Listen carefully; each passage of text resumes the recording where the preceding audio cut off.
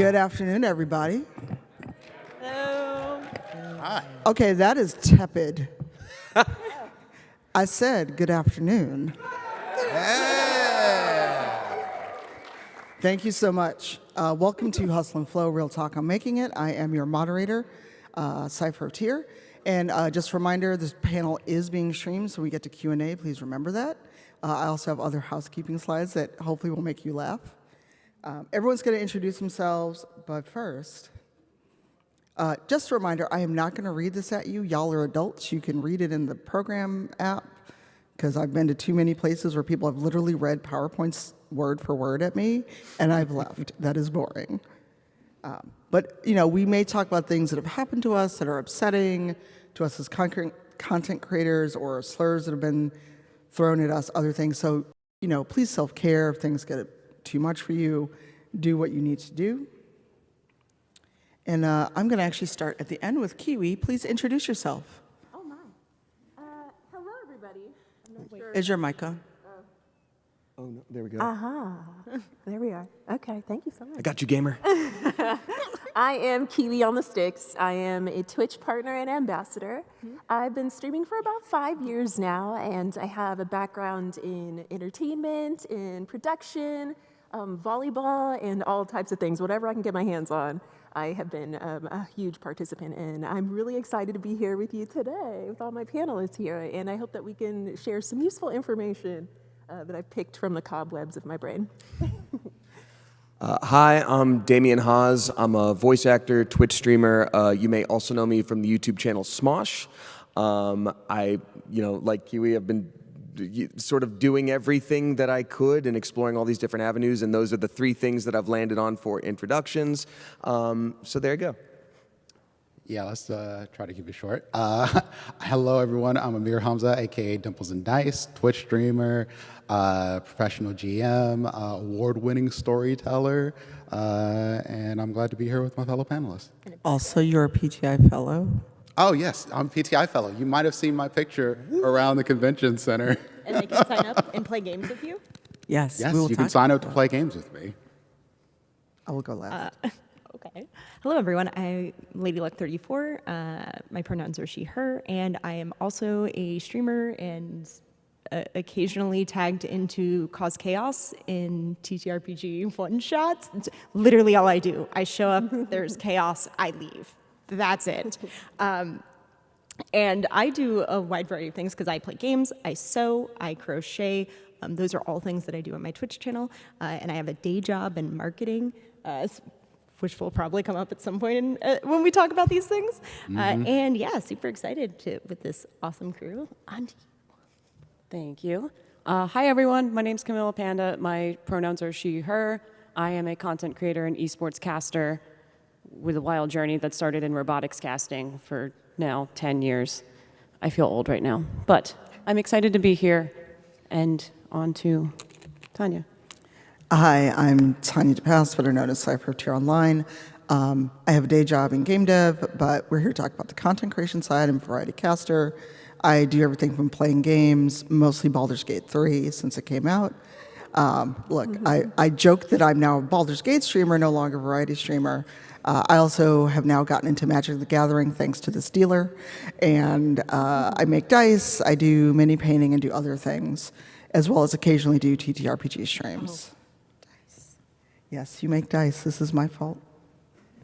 Blame her for everything. You can tell we all have known each other a while.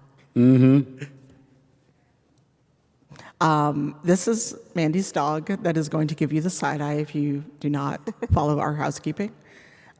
This panel is being streamed higher to everyone over on PAX too, so please no recording from the audience, but please feel free to live tweet if we say something funny, poignant. I don't know about how much poignancy will come out of this panel, but feel free to live tweet us and have a good time. And again, if anyone in this room has ever seen me moderate a panel, when you have Q&A, have a question. It is interrogative. It is not a story. It is not I need to have a comment. If you say you have a comment instead of a question, I will turn into a demon on this stage and tell you to leave. And then please also be on topic. No random things that you just want to ask people. If you just want to ask us random questions, find us outside after the panel. This is something I literally saw on Facebook this morning and decided to add to the deck, because how many of us have accomplished something, done something, and someone said, oh, must be nice? You can raise your hand to your audience, it's fine. So how diminishing is that when someone does that to you? Anybody, really quickly? Yeah. Is that your answer? No, it's like, it's a thing. And I've done it before. So, it's, you think about it, but like, man, to get most of the places you've gotten, you've had to bust your ass. And then you're like, yeah, you can get here potentially by doing the same thing, but it doesn't come without work. Yeah, and I think when whatever the it is, whatever you're doing now, whatever you've like made it to do, that also has a lot of work involved in the actual now of it, not just getting to it. And so when someone says something like that, it used to like hurt quite a bit, but now I sort of look at it with the mindset of like, you don't even know how much work it is now. You're really far away from that, so I get it in a way. Like, it's not cool to just say it to someone, but it's more of like, you don't know what you're saying right now, so it's not like a pass, but it's more of like a, okay, end of issue, End of discussion, we're done. Yeah, I guess, yeah. Kiwi, anything? Yeah, I also was going to say that people have said things like that. It must be nice to me. And of course, my initial thing was to be defensive and be like, you don't know what I've been through and whatever.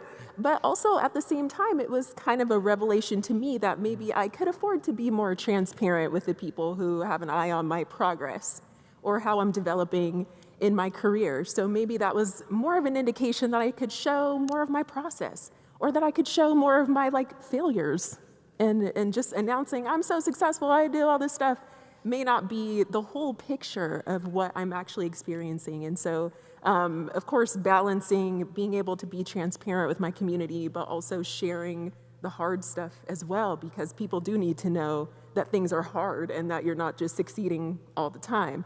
I don't want to be coming across as someone who's like just perfect and successful or whatever. I definitely want people to know that this is very real and that there are failures and shortcomings and things all the time. So comments like this actually have inspired me to be more like open about the journey. Makes I sense. love that, yeah. Yeah. Either of you before we move on? I was going to say, I've always viewed it as they just didn't quite understand how much work went into it. Yeah. I also think, not mentioned in my intro, I spent a number of years podcasting and covering the video game industry, and we see an equivalent now, especially for anybody who streams or works in the content creation space, where like part of that industry is occasionally you get like press or promo items, and people are always like, oh, that's so cool, I wish I had that, or I wish I was you, or like those sorts of things. And you're okay, but this is a function of the work that I'm doing. Like, this is oftentimes a job. It seems like fun when you're looking at it from the perspective of, hey, this person's up on Twitch playing a game. It's maybe they are playing for fun. I have a day job, so for me it is for fun. But for a lot of people, that's their job. It is work. And so there was always this disconnect of seeing that, where it's like, ooh, yes, free stuff is cool. Go to a con and get swag.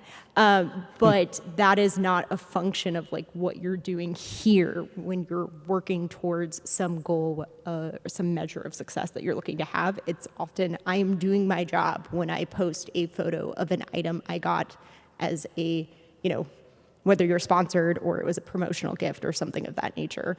And you usually know because they're putting #sponsored or #ad on it. So like, it's really clear that that is a function of the job. And I don't know that everybody really makes that connection. True. So let's get into the meat of it, of talking about what does successful even mean? Because I think a lot of people see us with either, like Amir is the PAX Together Intersection Fellow. Someone may look at you and go, oh, why are you the intersection fellow? Why can't I do it? Or why you? Because to them, that is a measure of success. Kiwi is amazing and does like dope streams. And this is not comparing, this is just a fact. Kiwi always has like, in the triple digit CCV, so does Damien. And I could easily go, oh, well, why aren't I like that? Why don't I have that? But you all have put in the work. You have done the work to have a community that shows up no matter what you're doing. So, of the things on the screen, I just wanted to talk about kind of what is everyone's measure of success. And I'm actually going to flip back and start with Camilla since we ended there. For me, my measure of success is being able to have some type of measurable impact. So it's not like being a Twitch partner. It's not like having 1,000 viewers. It's, did I inspire someone to be a better person that day? Or did I work an event that is going to improve someone's life in some way? I am a big charity person. So if I can just even spread the word of hey, there's this great charity that provides necessary stuff for kids, adults, whatever, and they can now, a viewer has discovered this charity and share it with someone in their family, friends that could use that kind of stuff, then I feel like I had a successful stream, successful broadcast, whatever type of successful thing that I am aiming for. And I think something too, when we talk about success, is there's, I guess, popular success, and then there's success for you individually. And I think it's not always well understood.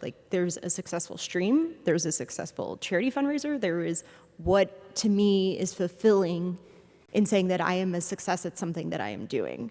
And those could be three different but very intertwined things. So similarly, every time that I do a charity fundraiser, if I get to bump my goal once, I've won. I've done it. That's what I wanted, because I wanted to make sure that I was, driving impact for a charity. If somebody comes out of one of my streams and is, they liked the game and now they want to check it out, they had a good time, we did something silly have an argument about whether keeping your friend as a werewolf is ethical, it's an ongoing thing. She knows. And so success can be short-term, it can be in that moment, it can be broader, I want to make being a streamer a job, those sorts of things. So you have to be able to define your success first, what does success look like, and then work towards it and make sure you're having those little wins along the way. Yeah, I think the defining it is really an important part, because it can and that can change. Right? Yeah. When I first started streaming, I was like, yo, one person is watching me. This is the coolest thing ever. I'm entertaining one person who decided to find my channel. Out of all of the stuff you can watch on the internet, they came to see me.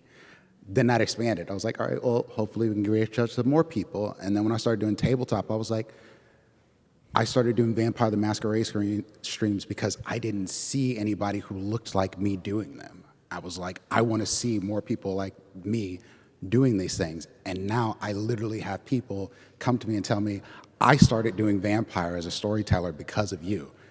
That is success for me.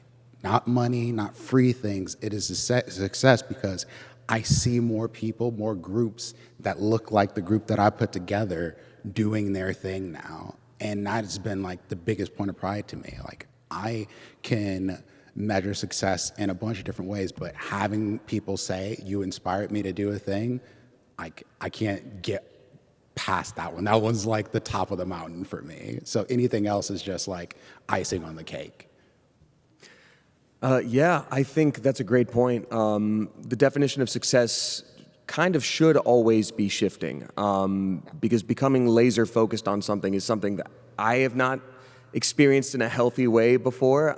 I can't speak for everybody, but it brings me back to the first topic where the theoretical person saying to you, it must be nice, you're talking about two different measures of success, where you're thinking about your hard work if you're receiving that, and you're like, oh, you're commenting on all my hard work. You're not realizing how hard I've worked. But they're commenting on opportunity, because a lot of people do work very hard, but don't have the opportunity to put it in places where that work is seen. So for me, my definition of success has always changed as my circumstances have changed. Now that I have a streaming platform that's available, that affects things. I want to know if I'm being consistent, if people are showing up and enjoying it. Before, my measure of success was, can I scrape out enough money for rent this month? Please, sorry, Mom, I have to call again. I know this is the second time this year, oops. And even that was lucky to be able to do. So yeah, right now, I'm the busiest I've ever been professionally, and I'm very happy with that, but that's left zero time for personal life. So I'm successful in one area where I'm not in the other, and that's okay. That's okay. So, yeah. I love that because that is exactly how I feel about success in general, is just that it's kind of ever-changing for me.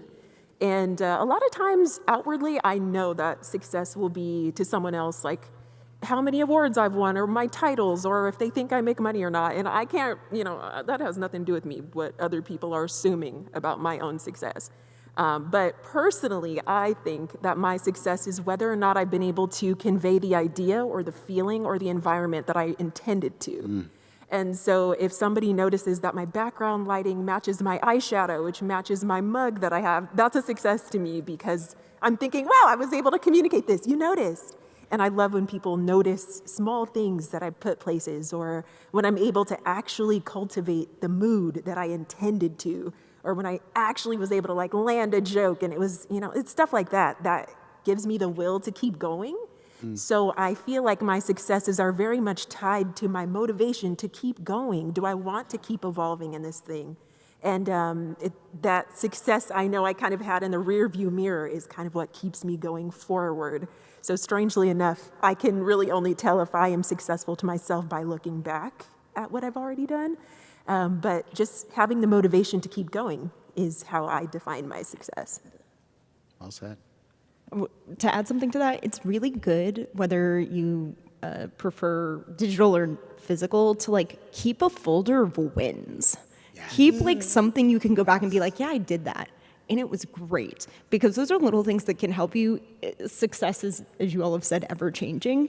And sometimes you're going to have failures, or you're going to feel down because you haven't gotten to the thing that you wanted to. So having those little moments that you can look back on or maybe big moments that you can look back on that are like, yeah, I did this thing and it was great, is something I always recommend to people, personally and professionally, both. For me, it's interesting because I was very much a lightning in the bottle success, because I legit was just mad about video games one morning before going to my day job in higher ed. And no, seriously, that's literally where I Need Diverse Games came from. And by the time I got to work, it had started to trend and things like that. And again, I was just mad about games because I think we can do better and should do better. And some people would go, well, I've never heard of you. Like, as I did things, I podcasted, I would do blogs, I would start doing diversity consulting. And now I work in the industry. Like, I was in the industry, but I'm at a studio. And it's one of those things where people go, well, I want to be where you're at, or why do you get to do this? And I'm like, here's a decade of things that I've done. There are many months and many years where I was like, ooh, rent's looking a little tight. Am I going to be okay? And I didn't have anyone that I could go ask other than my patrons to go, well, if you like the content I do and want to keep me housed so I can make more content, here's where we are. And, now I'm in a much better position. Or, we'll talk about it on the next slide, but when I got to be a Twitch partner, I've been streaming for 10 years in November. I will have been a partner for 7 of those years in November. And again, people see that little purple check mark and they feel very much a way about it. And actually, let's just transition talking about that. Because I see a lot of my content creator friends in the audience. So this is going to be real fun. So, and yes, that asterisk is there on purpose, because I thank Mandy, because I had something real salty earlier, and because I have thoughts about check marks on certain platforms. But Twitter, Instagram, Facebook. I don't know if you can get one on TikTok, but now you can basically buy verification. And to me, that has devalued it, because initially on Twitter, it was to show that you are who you say you are. So if you're a celebrity, you're someone of note, you're a news person, so other people cannot go and impersonate you. However, now it's like, I'm going to sell you the same ugly bra 5 times in your TL under different accounts, at least on Twitter, and Facebook and Instagram too, because they are the same product. And I'll probably turn it over to you, Mandy, first, talking about brand deals, sponsorships, because of your marketing background. And then just recognition by others.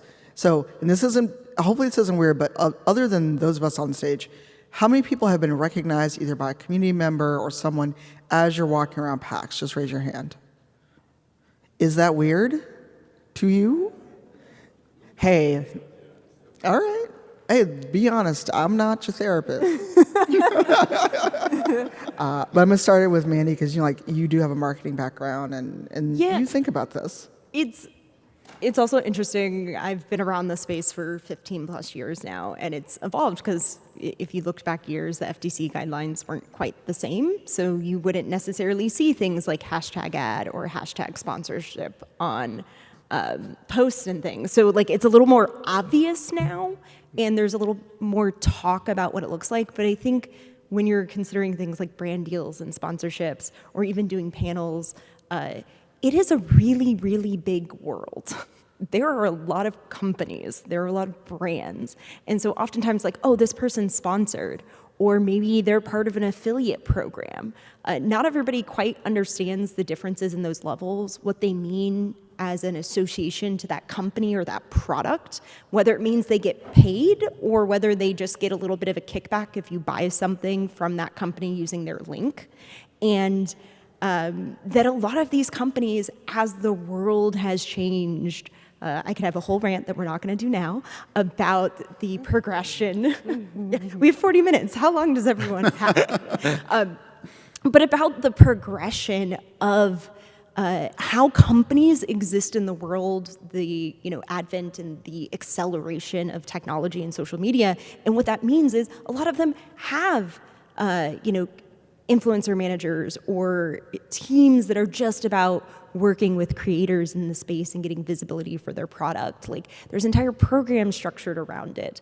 And so as a result of that, there is a higher degree of visibility for anyone who's online to this idea of having brand deals or sponsorships. They get it in the sense of they see it to the people with the people they follow, but they maybe don't understand the nuance of how it functions, and it creates that misconception oh, well, you're sponsored, so you must be making so much money.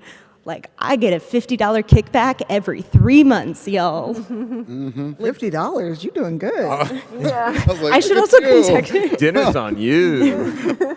And so that's the one thing is even being on panels. Anyone can submit a panel. If you keep looking, they'll put out the call for panels ahead of a convention. You don't have to be very well known or recognized to do that. Actually, I encourage you. You have a cool idea, submit it. You never know what people like. But there is this kind of false equivalency that comes from that. Okay, my rant is done. Thank you. That's great. Actually, I want to ask Damien because, people know you from SMOF and from other stuff. And, there is clearly a community that's built around your other work. Now you're doing voice work and you're in a popular D&D animated show. Yeah. So how is one of those things? Because I'm sure, and we can touch on parasocial. There were 2 panels about it earlier, but we can touch on that as well. But, how does that affect you? Are there people who you think, we've all seen it, where people gravitate towards you because they think if they are around you, they will be successful as well? Or, the hangers-on, the creepy ones? Yeah, I've been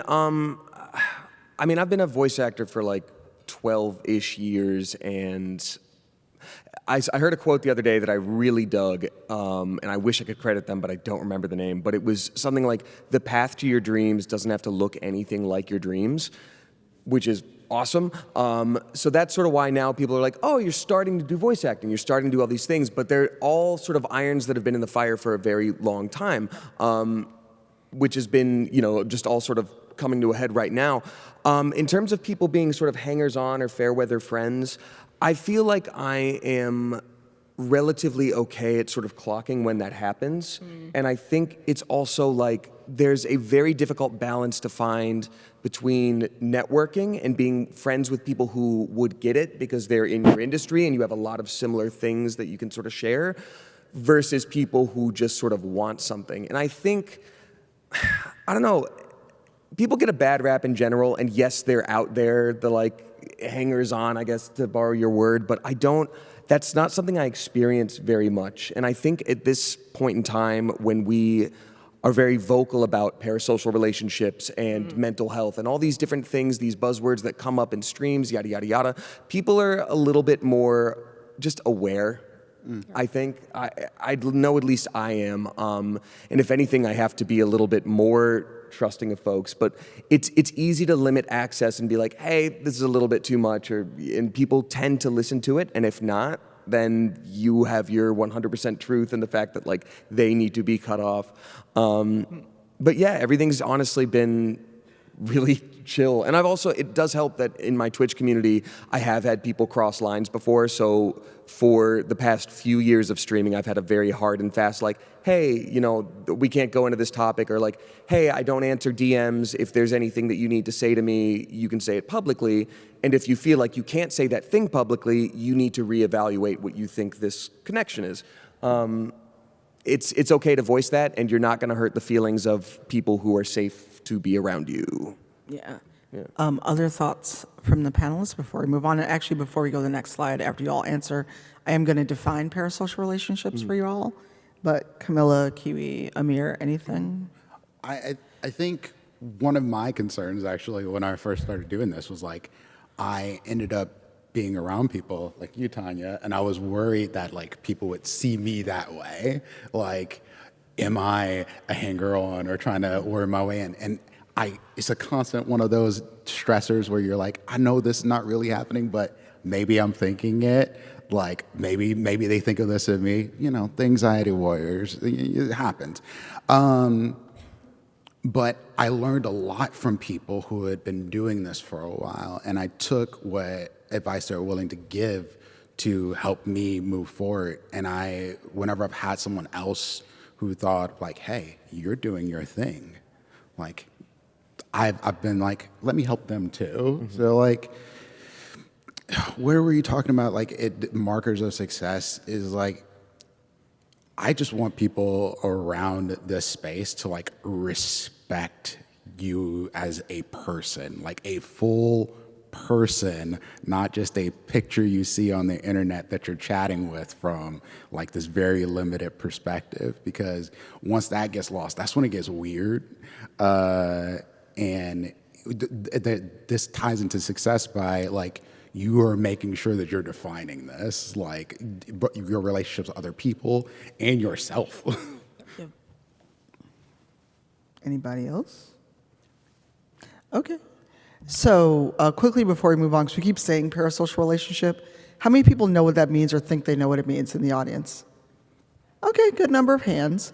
So the quick and dirty definition is, you think that there's more of a relationship than there actually is. So let's say any of us who stream or act or things like that, you think because I watch you, support you, I'm in your stream, I give you money on Patreon, that we're best friends and we're so close, when it is by its nature a transactional relationship. There are people who think because they give you $5, $20, $25 a month, that that entitles them to your time, or they just feel like they're closer to you than you realize. I'm a day one. I've been in your stream since you started and had 2 people, and now I'm here when you got like 400 every day. Cool. That doesn't mean that we're actually friends, and that's not being cruel. That is a reality, also to keep people safe, because there have been too many instances, especially with the advent of social media and people thinking, I follow you on social media. I know your whole life. I can guarantee you do not, of anyone in this panel, anyone in this room, because what we curate on social media, whatever platform you're on, is a curated look at someone's life. It is not every single thing. Unless you're some weirdo that tells your whole life, then that's on you. I was going to say, extra tip there. If you do share your whole life, maybe consider keeping some things just for you. Reel it in. Or have a private account where like 5 people can read it and they're your homies. Yeah. I've seen some wild things on the internet. I predate it. It's been too much some days. Just letting go some secret thoughts. Seriously. Go. This one is for the 4 people of color on this panel. If any of you say there's not 4 people of color on this panel, I will come fight you. But all the other brown folks in the room, raise your hand. We got to do better than this. We in Boston. There's more black folks here. Look, I have no chill. I'm not at work. I don't care. But, this is something specific to people of color where we have to work 2, 3, 4 times as hard to get maybe a third of the recognition. I have done a lot, and I've been very fortunate, but I'm sure that, a masked white peer would probably be much further along. If they made a game, VCs would be throwing money at them, things like that. So it's just something to think about. Hopefully you do have some black friends, or as Cat Williams said, go get yourself some black friends. If you don't have any, then that's a you problem. But I just wanted to remind people that it's not the same for all of us. And for many of us, like when we get featured in things, Kiwi and I are both in the Black Guild at Twitch. Are you in the Women's Guild too? Me? Yes, you. Oh, no. Okay, well, we're both in the Black Guild at Twitch. Wait, I'm not in that one either. What, you're not? I know. Wait, I know. hold on. If anyone from the I Black know. Guild at Twitch is watching, y'all got to fix this. Get Kiwi in there. But we're both black streamers. And there are things where, we can talk about things, or if we get to do an activation, stuff like that, people are like, well, why'd you get to do it? Mm-hmm. I don't know, maybe because I do better content than you. Suck it up. Look, there are people that get real mad when it's not them, Shout out to Big Cheese, who did a very nice shout out to me, and Twitch tweeted it.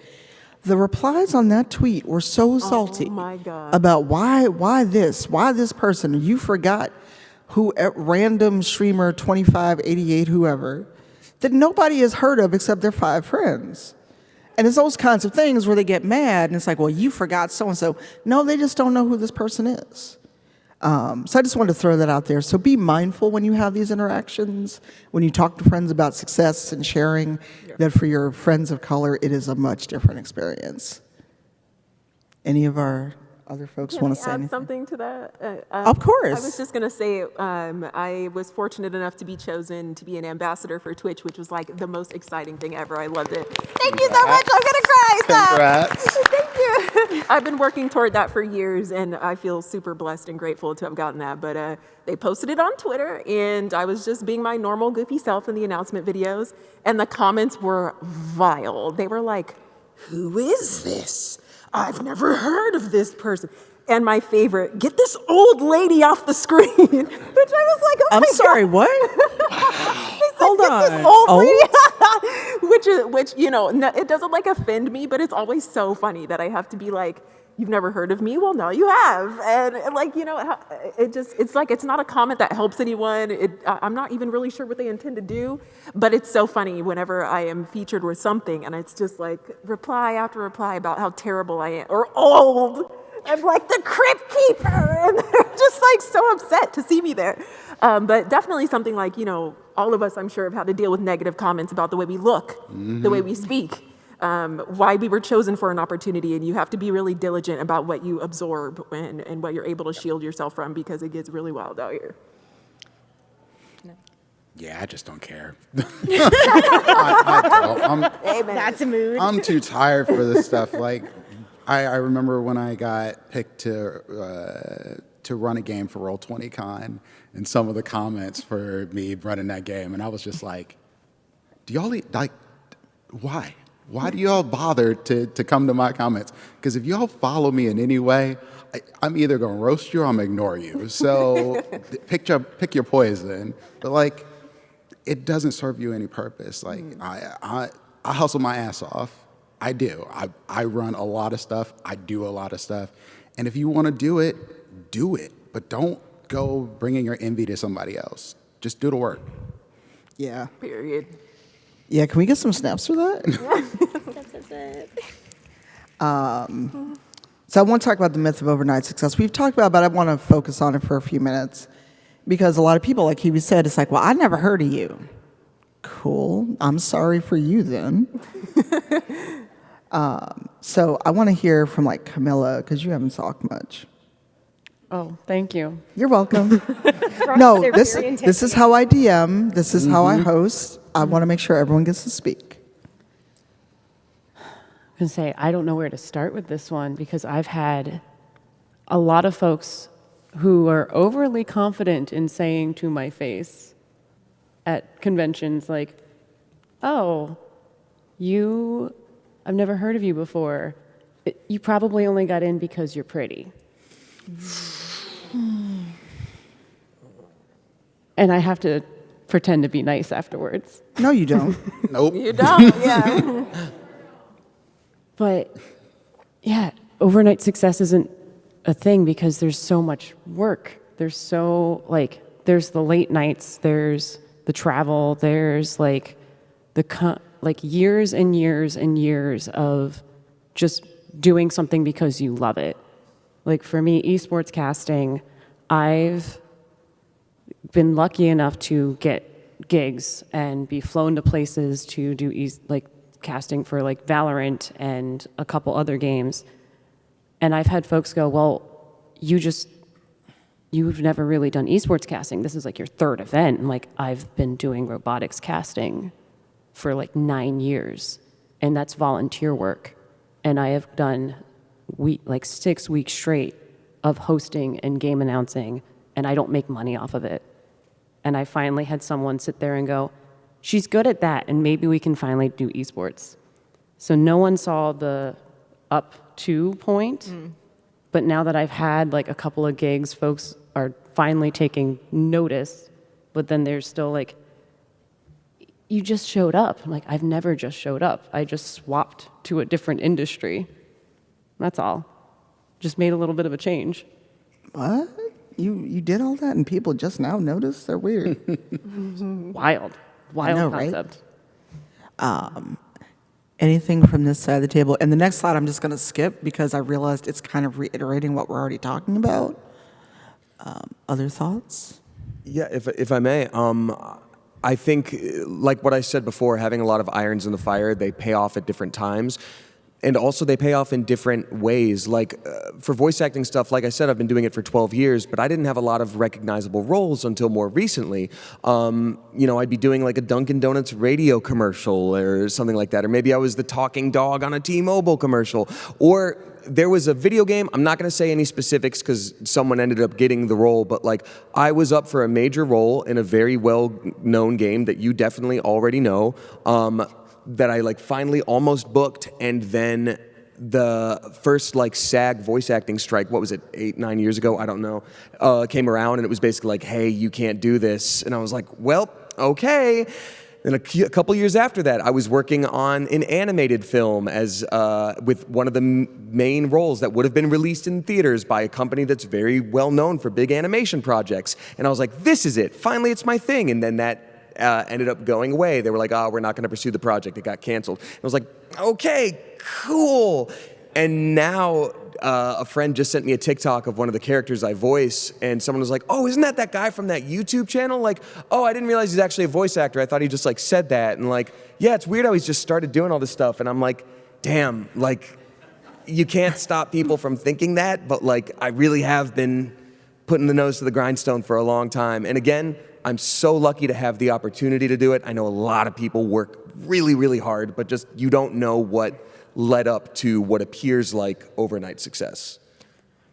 I want to add on to that it's the appears like overnight success, but it's also the reality of a lot of industries, whether it's content creation, whether it's video games or other things, where like there are specific people and specific roles that are very, very visible.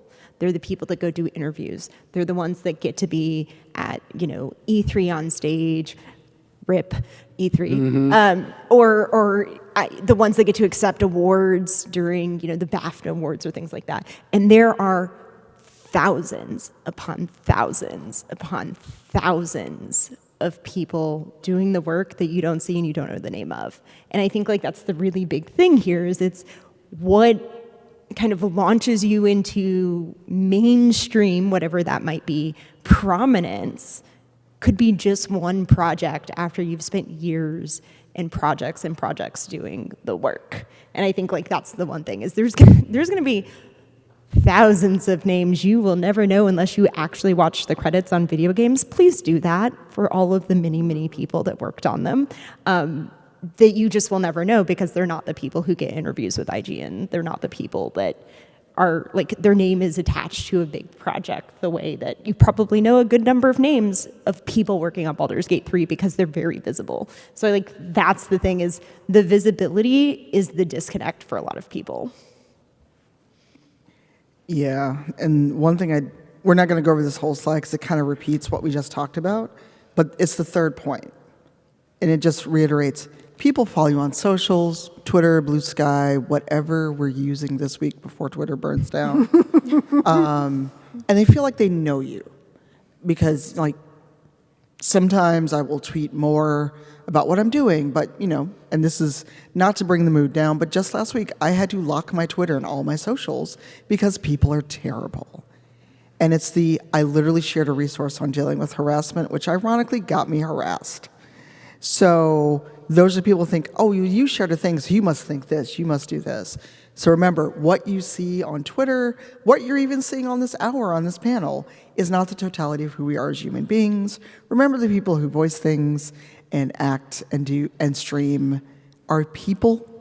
So that is one thing I will actually take away from this. And then just a reminder about hypervisibility.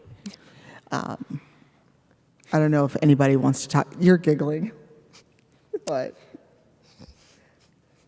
We talk about this a lot because I'm very specific about my day job is my day job, and I don't talk about it when I'm streaming. I don't talk about it on my socials because that is completely disconnected from the me that is doing those things.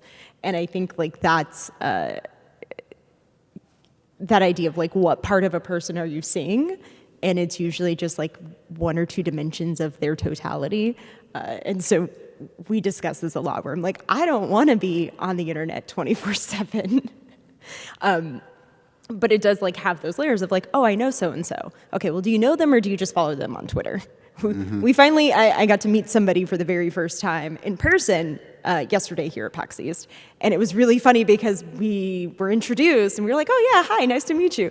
And 2 minutes later, I'm going, wait, I follow you on Twitter. Hold on a second. We've been interacting for years, and we did not connect the dots until that exact moment. And I think like that's the thing where then we had the awkward like, oh wait, I'm not trying to make this weird, but actually we have spoken before, just not face to face, which is also really awkward. Yeah. And also, pro tip, please don't walk up to people and go, I follow you on Twitter, and then walk away. Yeah. Amir and Mandy, and actually I think everyone on this panel except for Damien can confirm it has happened to me at every convention, and I'm like, but who are you? Was this just like a hi? I'm running away now. I may seem like it on the internet. I'm not actually that scary. Unless you're rude to me, then I will turn into a demon. But I just want to talk about this for a little bit, and then we are going to open it for questions. There is a mic in the middle of the room. So if you do have a burning question that is appropriate, short, and a question, please stand in line. And then after we get through this slide, we will open the floor. I want to make sure everyone else wants to, if you have things to say. I think it's complicated sometimes Lean when you're. forward. I think it's complicated sometimes when you're on the internet as like a visible person, like because I don't share a lot of my personal life stuff on socials or streaming or anything like that, but I do like try to show more of a totality of my person. Each their own on that, like no judgment or anything like that. But I am me turned up to an 11 when I'm on the internet. Like I am an extra goofy version of myself. I bring that all up. And when people see you, sometimes they expect that.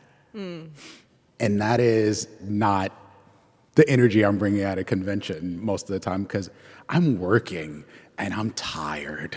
And I just don't have the energy to be me on Twitch when I'm doing that because I have set a scheduled time aside. I've eaten, I've had water, I'm chilling at my desk when I'm Twitch streaming. Here, I've run from one thing to the next thing to the next thing to the next thing, and I'm like, hi. And so like keep that in mind and yeah, I mean, speaking of this thing right here, like one of my first experiences of actually getting started on Twitch was right when hate raids were coming about. And here I was thinking, no one knows me. No one's going to stop by my channel.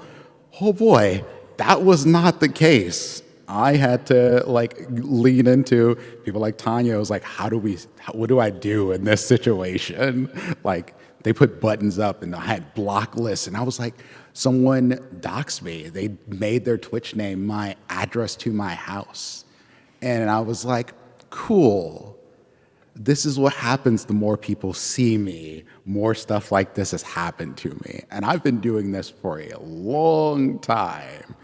But then it just came to a head once I became more visible. And that is scary. I don't really know what else to add to it because it's scary because you're like, I just want to be a person, y'all. Like, I'm just another dude.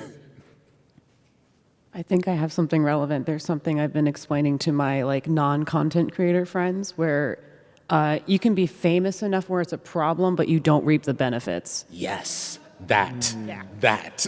Where like you will, you'll have folks come to you and be like, I want to work with you, that's great. But then you go and you're on your stream and then someone tries to like dox your IP address, or they're like, hey, I think this is where you live. And they are saying it not in a like, I want to know where you live. It's more of a threatening aura.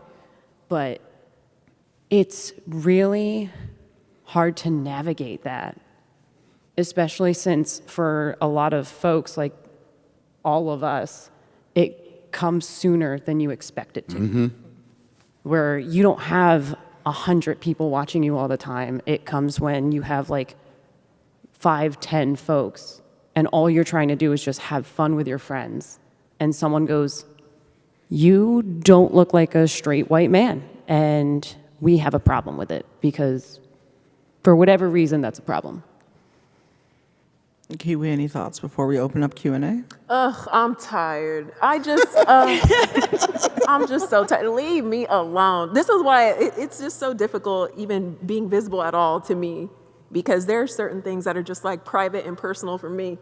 However, I am more than willing to share things that affect my ability to get things done. I don't know if anyone out here deals with disability, your body changing in some kind of way that you don't understand, your brain and your body fighting each other. Just trying to figure out what is going on day to day is already a struggle enough. And it already makes me feel self-conscious being, perceived while I'm not even understanding my own existence all the time. And so I have to be like, sometimes I'm just like, I don't care. Leave me alone. Like, I will shut the computer off and walk away right now. You know what I'm saying? Like, I just get fed up being looked at in general a lot of the time. Luckily, my community is really, really supportive of me being open about what I'm experiencing, but it's been a struggle to even be seen in a condition that I don't understand myself. And a lot of people have been mean about it or judgmental about it or laughing at me because of things that I can't even explain myself, as if I would choose to be tired or I would choose all these things I have to deal with. So it just in general, making sure that I am transparent with the people who matter to me, but also I just don't like to share stuff that's too close to home because I never know who's watching or what their intentions are with me. And I don't want to be somebody's little piñata to beat up one day. And, it's just a lot to even balance in the first place. But if anybody else is dealing with that kind of stuff, I have a lot of understanding of what you're experiencing, especially people who are like COVID conscious or if you're disabled or anything like that. I know that it's very difficult to even continue on in life in general a lot of days, especially with so many people looking at you or analyzing everything that you do or expecting things from you. But just, take it a day at a time. And if you're having those days, then you are having those days. And the best that you can give is, if you can only give 5% of yourself one day, that is 100% that you are giving of yourself, that you're able to give. So no matter what anyone says when they're looking at you or judging you or whatever, just, staying grounded and just shut all the other stuff out, because that's really all you can do to kind of protect yourself. And just one thing I wanted to note about, the first point on the slide is that you don't have to be a visible person. You don't have to be a person of color for someone to delegitimize what you're doing. Yeah. Because they'll go, oh, well, I know that you know these people, and therefore you didn't actually do anything. You cut the line.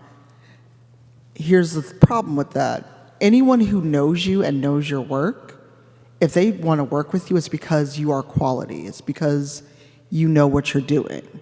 anything else, if someone assumes that, it's like, oh, well, you just were, and I hate this term, it makes my soul leave a little bit, you were a Nepo baby, whatever that means. I know what it means, I just hate the word. When people do that, it's like they're delegitimizing. They might as well say, well, you have no talent. You're lucky. The very first studio event I went to, like community event, I was the only femme presenting person there. And I had someone straight up say, oh, you must be the token woman they brought in to legitimize this. Jesus. Oh, yes. Oh, yes. And at that point, I was years into podcasting and I was years into being involved in the industry. And I was just sitting there going like, you are a fool. And stop talking to me. And I did speak to like the community manager on the side, being like, if that's the attitude you have, I don't want to come back to this studio ever again. Please do not invite me in the future. But I think that is like, you want to say things are better, and in some spaces they might be getting there. But I think it is kind of important to know what your boundaries are, the same way we talk about like success, and to the point you're making about, I remember reading somewhere that if you're giving 100% of yourself 100% of the time, then you are always running on zero. And I think it is fair to, when you're having a low spoons day or when you're struggling with something, sometimes take that space for yourself. And that's whether you're trying to work up to your success or whether just individually, like, so important to please do. All right, so it's time for Q&A. We have 8 minutes and minus seconds. So please Come line to up. the mic. Don't judge my dog side-eyeing all of us. I love she it. judges me all the time. That will be me if you do anything other than ask a question. You all laugh. I'm not kidding. He's not. Yes. Cool. So there's a lot of conventional wisdom about, not maintaining social media presences because of the way people are. But in this industry and in this kind of career, is there any sort of advice you would have about the kind of social media presence you maintain, the time you have on it, and what you share on that, and whether or not that affects opportunities or creates opportunities? Ooh. Yes. I don't know. It can create opportunities. A lot of people I've connected with initially has just been through like, hey, we were following each other on social media and then we happened to meet in person at an event and now suddenly there's a door that is open that wasn't there before. But I do think it's really important in the same way that we say, like, you need to set your own measure of success that you should consider and understand that it will change over time. What you are willing to share maybe on social media when you first start your account might not be what you want to share in the future. But having an idea of like, is this a work Twitter? As an example, is this work social media that is just to share things you're doing on stream or what have you? Is this a personal account? Is it both? Like, understanding what you want it to do for you is important. That's marketing speak a little bit, but I think relevant here. Yeah, the short and sweet of it is define your persona. Like, what are you going to be on your socials? Because that's what people are looking for. Yeah, and just, you don't have to tell anyone about your personal life. Nope. Especially if it's just, this is what I do, here's my content, and decide what it is, and then adjust. If you tweet something or post something and it's attracting the people you don't want around, you can delete that and go, okay, noted, I'm not doing that again. And also, just in case we don't get to everyone, we will be outside because we've got 6 minutes, so I don't know if we'll hit everyone, but we will be outside in the hall after. But thank you for your question. Thank you. Welcome. Hi. I follow you on Twitter. I'm about to out you. Don't start with me. I'll try to make this quick. You guys have covered this in ways, but I do a fraction of the work that you all do, and even that's tough for me. With the growing pressures of social online presence, the communities, the hatred that we've been talking about, do you guys deal with fatigue? We talked about in your private lives, yes, but fatigue going on, and if so, how do you deal with that? Do you take breaks, vacations? You just can't do it. Take a break. I mean, I can answer if anybody else wants to jump in after me. I do, but I've got the privilege of a day job. I don't have to stream again if I never want to, but I like streaming. I like content creation. So I will just go, you know what? Not today. I'm going to go do laundry. I'm going to go back to bed because I normally go stream before I log into work every day. And sometimes I just talk to friends who get it. Because sometimes just that sounding board of other people who get it, because I've discovered the hard way, complaining online just gets you the people that have never done this work, that don't understand it, and they think you are whining about, oh, poor you, people throw money at you to play games all day, which has never been the case. Anybody else want to hop in? We also just got the 5-minute mark. So, anyone else? I was just going to say, like, please take care of your mental health first. Like, if it is a day where you are just not having, like, it and you don't want to post and you know it's not going to be good for you, please listen to your head and your body. That should come first and foremost, even if this is a job. Yeah, I think that, like success, it's something that you're going to sort of have to redefine with yourself as you go and constantly check in with what's okay.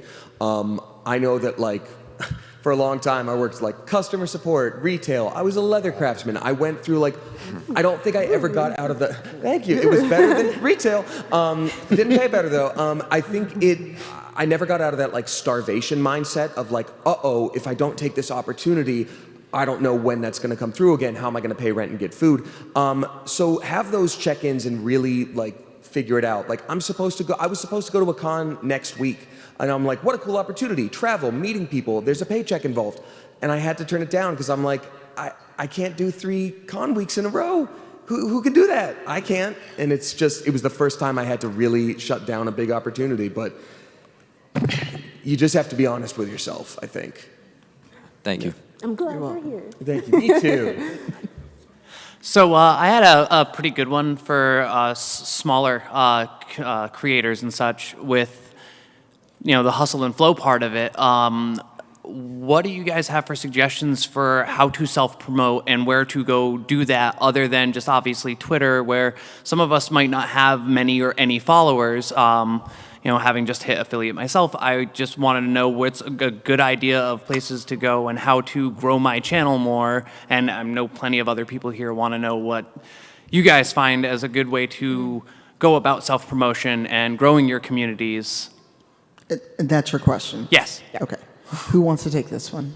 Kiwi. Okay, so I'll make this a bit quick, but when I was first starting out streaming, I was trying to figure out how do I even get an opportunity when I'm like, I have no followers, no one even cares. But just starting to do that stuff on my own, like I'm a big deal. Hosting stuff on my own channel, like I'm a big deal. Asking someone if I can interview them on my channel so it can be like a talk show kind of thing, like I'm a big deal.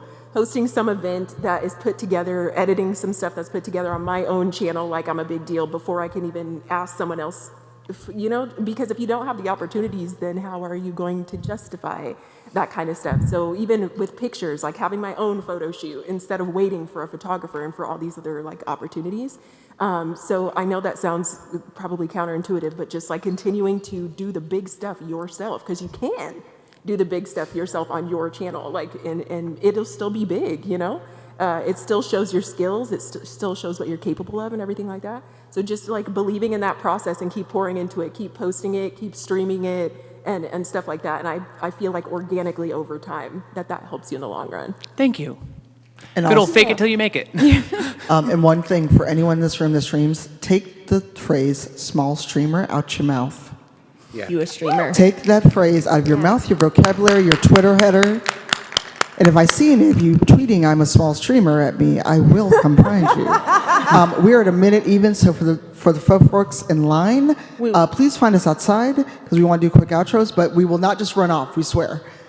So very quickly from the end, outros, what else are you doing at the con? Or are you just like, I'm done my panel, I'm out? Oh yeah, I'm done. I'm going to party now. Thank you guys so much, though. I appreciate it. Again, I'm KiwiOnTheSticks on all the socials. Y'all are welcome to my Twitch channel and all the other things anytime. I would love to have you in chat. And thank you so much for joining us today. Thank you all very much. I'm Damian Haas on all the socials. I'll be joining Tanya for 2 more panels here at the con. I also have my own meet and greet happening at 4 p.m. today and then 1 p.m. Sunday in the back of the expo hall in the lineup area. I'd love to see you all there. I'm also selling Delicious and Dungeon prints of the character I voice, Laos. Ooh. For me, you can catch me in the PTI library playing Spades tomorrow at 10:15 a.m. Till 12 p.m. And then I'll also be there again playing more Spades from 1:45 till 4. You can catch me on all the socials as Dimplesndice, and I am playing on Ampistrano D&D on D&D Jordan Lee's channel, and there'll be more stuff coming up. Just watch out for the socials. I'm on a panel tomorrow, 3 p.m. in Bumblebee, about being a content creator in this economy. I'm so sorry. And then a fun, spicy panel about love, sex, intimacy, and agency in Baldur's Gate 3. Both Damien and Camilla will be on that panel with me. It is starting at 9 o'clock because we about to get a little lewd up in here. It's going to be spicy. I'm Lady Luck 34. You can find me everywhere on the internet under that name. I also stream at a semi-regular schedule. And I will also be on one of the panels tomorrow at 3 p.m. talking about being content creators.